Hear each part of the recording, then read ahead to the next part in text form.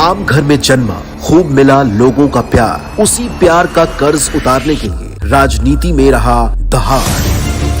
संगरूर जिले के गांव सतोज में एक आम से परिवार में 17 अक्टूबर 1973 को माता हरपाल कौर और पिता मास्टर महेंद्र सिंह के घर जन्मा एक कलाकार, एक व्यंग्यकार, जिसे लोगों के प्यार ने शिखर तक पहुंचाया। आज उन्हीं के प्यार का कर्ज उतार रहे हैं सत्ता के गलियारे में बंद उनकी आवाज भगवंत मान।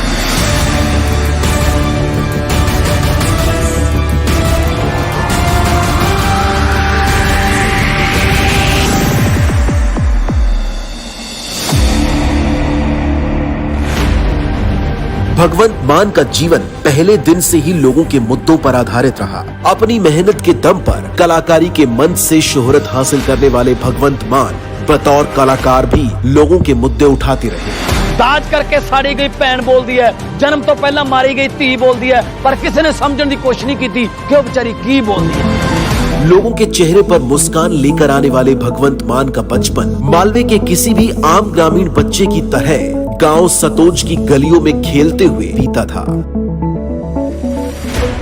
अपने काफिले को रोककर किसान के खेत में उठ रही आग की लपटों को बड़ी दिलेरी से बुझाने में लगे ये भगवंत मान, ये बचपन से ही किसी का बुरा होते हुए देख नहीं सकते थे। इनके अपने काम चाहे बीच में ही क्यों न रुक जाए, लेकिन अगर किसी को भगवंत मान की जरूरत है तो भगवंत उनका साथ देने जरूर जाएंगे।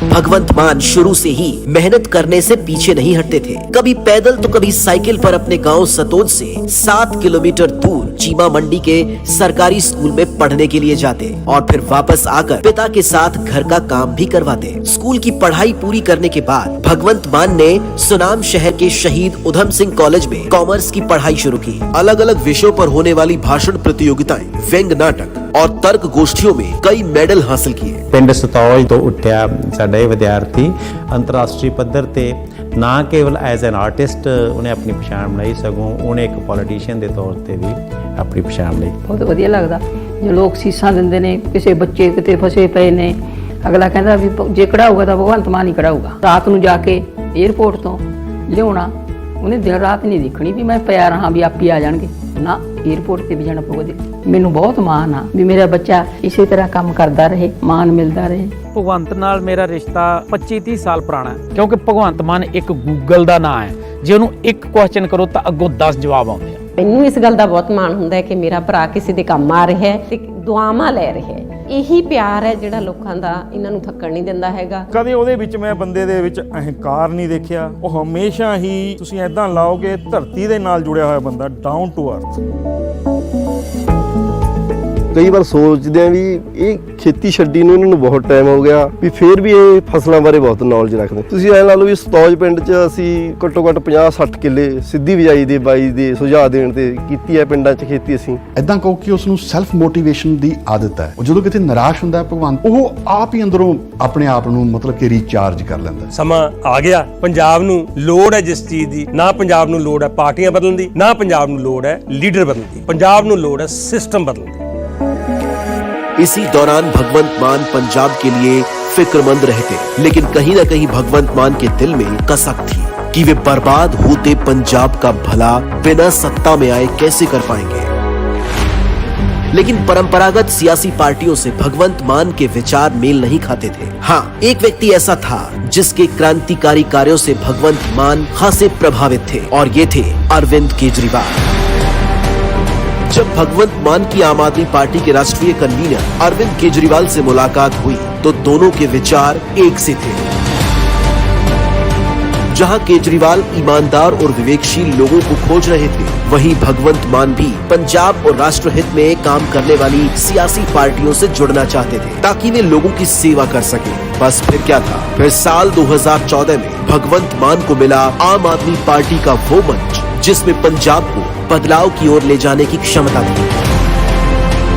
भगवंत मान ने भी अपनी कलाकारी की शोहरत को एक ही झटके में छोड़ दिया और पंजाब के भले के लिए परंपरागत सियासी पार्टियों के लुटेरे गठजोड़ से भिड़ने के लिए मैदान में उतर गए। आम आदमी पार्टी ने भगवंत मान को 2014 में संगरूर से टिकट दिया। उस समय भगवंत मान ने कहा था कि मैं कमीशन पर नहीं, एक मिशन पर हूँ। और इस मिशन को फतेह करने के लिए पंजाबियों ने भी भगवंत मान का पूरा साथ दिया।